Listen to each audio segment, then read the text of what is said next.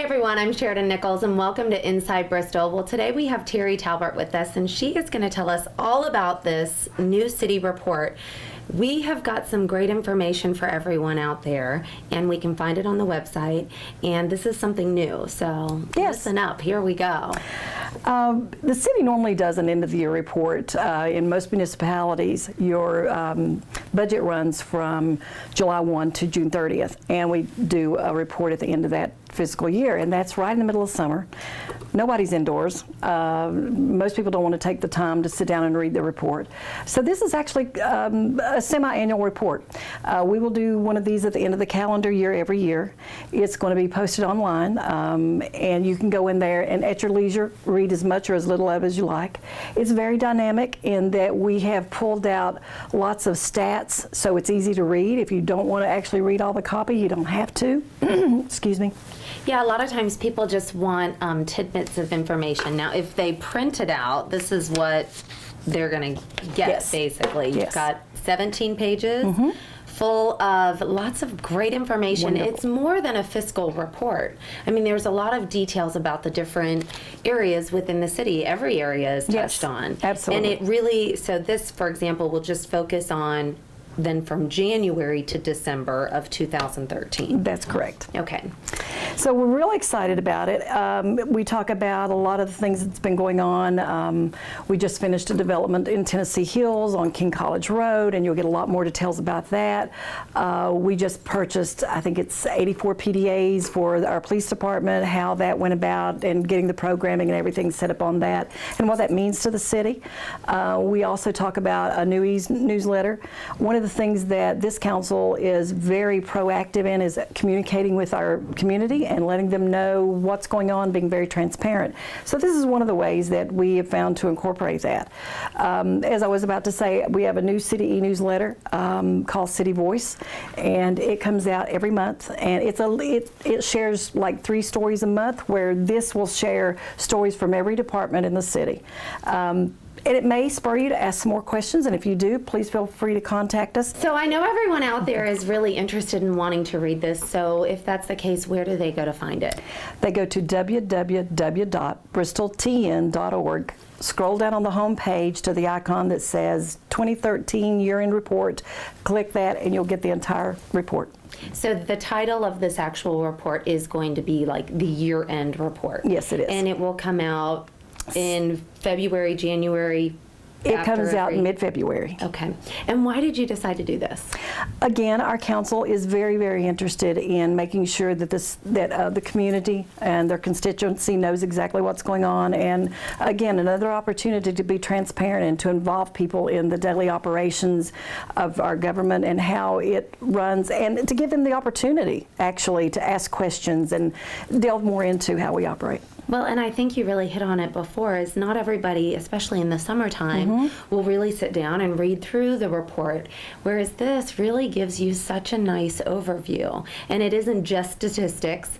There are some in there for those, math people who really want the numbers. Yes. But then there's also just some really nice, solid facts about different departments and what they've been doing. Absolutely. What a great way to keep us abreast of what's going on in the community. Well, thank you. You always have good ideas, Terry. Thank you very much. And we're glad to share them with you. So now you know where to find this report if you are interested. Is there anything else I'm missing? I don't think so. It's just, as I say, look for another report to come out at the end of July for our fiscal year. Alrighty, thank you so much. Thank you. Appreciate it. Yeah, we'll be right back. Welcome back to the show. Today we are talking to Doris Stickley with the Bristol Library. We're so excited to have you here today. Thank you for having me here, Sheridan. Now, not very often do we all appreciate or like to be called a geek.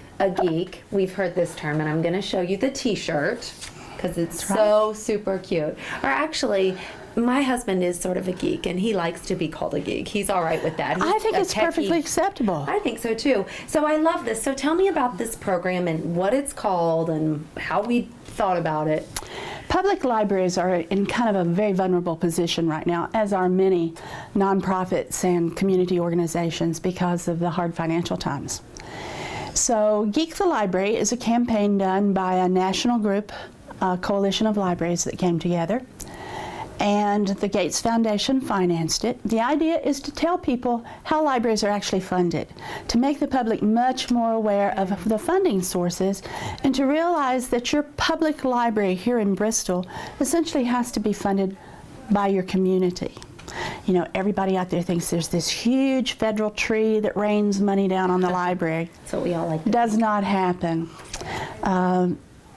Bristol's library is in a unique situation because we kind of straddle the state line, even though we're a block in Virginia. We receive funding from 2 separate cities. We receive funding from 2 separate states. No other library in the country does that. It's amazing. It's a beautiful library. It is a beautiful library. It's a very comfortable library, and I think our staff is committed to helping the community. We're trying to do a broad range of programming that reaches into the community. 2 of the most important programs, of course, are our children's library and our teen program. Our teen program is phenomenal. 190 teens a week. Oh my goodness, that's great. That is 190 teens a week, reading books, walking from the high schools to get to the library to read a book. Wow, And that is it's amazing. Phenomenal. So now, how long has this program been around? Well, there are about 700, almost 800 libraries enrolled in it across the country. It started about a year and a half ago. Okay. The state of Tennessee brought libraries into it beginning December the 1st. And in fact, we were the only state that brought in 140 libraries in one fell swoop. Wow. And the geek people were a bit overwhelmed with us. But everything has kind of settled down. So what It are will some- continue for another year. Oh, okay. And what are some of the facts that we will be learning about? Well, each library gets to set up their own program, but the idea is to get out into the community, ask people what they geek. And let me read you the new definition for geek here. It means something that is you are passionate about, something that you love, something that you are intrigued by, something you want to know more about. And where better to find out more about something than the library. So you're going to geek your library. Be passionate about your community library. We're going to start ours in March, so this is kind of a preview, an announcement. We'll be doing more. We're going to try to. Time to find a passion and hobby. By You do have lots of times to get your geek on, as we're We wanna telling get our everybody. geek on. We're going to take pictures of people coming in, ask them what they geek. We'll have T-shirts available. We've that's got great. all kinds of things. We'll be actually, instead of expecting everyone to come to the library to geek, we're going to go out into the community. We'll be at different events. You'll see a library table, library people walking around with stickers to give you that says, "I geek the library." The idea, again, is to make you aware of how important, what impact a library has on a community. Absolutely. Tell us about a little bit of some of the impact that the Bristol Let me tell you Library has. a story that we recently had. It was a lady that came. We have a unique situation in our library in that we have an adult learning lab, which used to be the literacy program, but we've moved into employability and other factors in there as the GED program has changed. We had a lady who arrived here on a bus from another city.